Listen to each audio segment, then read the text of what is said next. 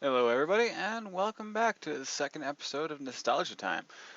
This one's going to be about the Legend of Dragoon. It's a PS1 title that was actually ported over, well, not really ported over. PlayStation actually re-released it for the PS3, so you can actually get it on the PlayStation Network. I'm not sure if you can get it for the PlayStation 4, though. So if you can, I'd suggest that you can go off and get this, because it's actually a pretty good game. I mean, uh, what other game had the what was it?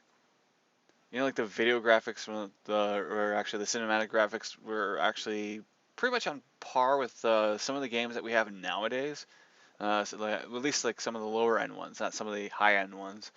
Uh, and the game itself, it's that typical like the top down view kind of game with turn-based combat that everyone was doing at that time. But the story was incredible. The story, the combat. I mean, with the combat, you could do combos, and with that, what I mean by that is you would have a character. They would run up, they would do a certain attack, and then you would have to time a button press with the attack for them to do another attack. And I think you can get it up to at least 3 hits, and then that would be whatever combo it was. I think like the higher up you got, the more combos you can get off.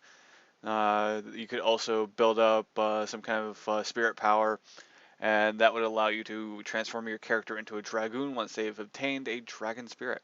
So that would allow them to pretty much be like even more badass, I guess you could say, because it boosted up all of your stats, like the defense, the magic defense, the attack. Uh, Another thing you would also see is while you were moving around through the world itself, you would actually have your followers, the 3 that you had in your party at least for the combat, following you around as well. The story would actually dictate who would be in your party at certain times, so you'd have to be able to switch people out. You couldn't have like the same characters all the time. Uh, but yeah, like I said, the combat system was turn-based, so you had to actually wait turns. Like you could attack with one character like Dart, and then you might have to wait for like an enemy attack, and then you could use your other 2 characters, or you could have all 3 of your characters attack one right after the other, and then the enemies would start attacking you. It'd be something like similar like that. Uh, I think like the higher up you got, the faster you could get your attacks off, and the more attacks you would have as well, depending on what stats you were working on. So you could just overwhelm enemies at that point. Uh, but the boss fights, they were insane. Oh my god. This game literally just ate up so much of my time when I was a kid. uh, yeah, I mean, like this game was just craziness. There was actually this one item that was never marked in chests. It was never marked as like something that you could find in the world, but you would be able to find it in the world. And it was called Stardust. And the myth behind the Stardust was if you collected all 50, then you would be able to make a wish. But there was a person that would give you an item for every 10 that you received, and once you've handed in all 50, you would be able to get an item which would transport you to a optional like super boss fight. And if you know anything about boss fights are where you get the good loot from. So this is probably going to be one of those things that you would turn in all 50 and you would get amazing loot from. I never found at all 50. It's that hard to find them all. Uh, Another thing that you'd also have to keep in mind, though, is sometimes that you would have a character that would be through a large portion of the game with you, but something would happen and then they would be switched out for a new character. That was which was dictated by the story itself. This being the case for the character Shauna, which is Dart's childhood friend, who was then replaced by Miranda, who became the new Silver the Dragoon. Both were archers, so you don't really lose an archer, so you just don't lose very much, but you gain, I guess, perks with Miranda that Shauna doesn't have. That's one of the benefits to like story-driven things like that, is you might lose something, but you'll gain something even more. So if you've never played this game, go find it, go get it. If you have a PlayStation 3, I suggest that you go buy it. I think it's like what, maybe less than $10. Play it. It's actually a fairly long game, so you will spend a lot of time playing this.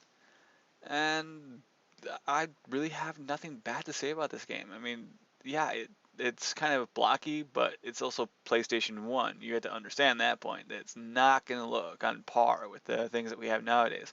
The cinematics, though, they look amazing compared to the rest of the game. Like, they look like something that would be nowadays. The dragons themselves, they're massive. You would have to fight. And it would take you a long time to do any of the major boss fights, and it would take you a fairly quick time to do some of the smaller fights. But even so, you would probably be. It's not like you would go to an area and you would pick on mobs that were lower level than you to level up your character, and just like farm that area to gain levels. No, you would pretty much be running out of things to do if that was the case. Uh, but you never actually saw the mobs. That you would be like moving through a map, and the next thing you know is that you would initiate combat. Uh, so it's one of those things like you won't see it coming. So you're going, please, please, please, please, please. I need to get to that chest. It might contain health potions that would save my party. uh, but other than that, it was just really fun game to play. It's one of those classic PS1 titles. And apparently, when they ported it over to the PS3, it actually remained as the #1 PS1 title for 3 months. That was re-released on the PlayStation 3, and it remained in the top five for what?